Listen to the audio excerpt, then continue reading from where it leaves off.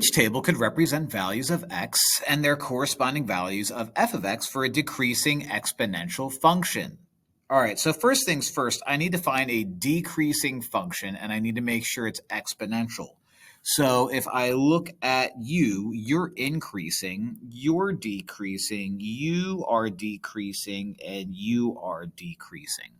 Now, something that decreases exponentially means you multiply the same number to get to the next, to get to the next, to get to the next. So it's very, very, very much like geometric sequences. Okay, so I'm going to wait on you because I don't like these numbers. I'm going to go with the easier numbers.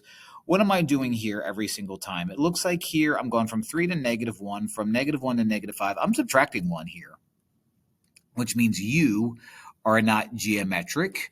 You are not exponential. You're neither.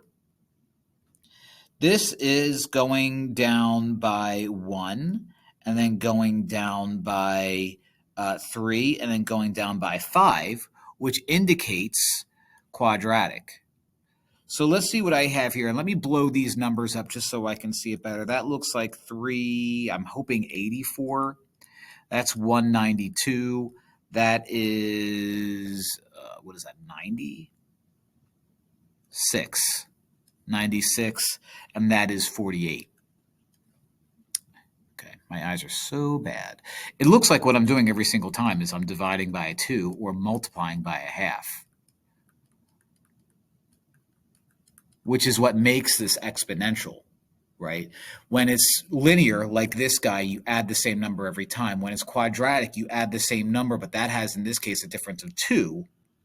So, and this guy was was increasing.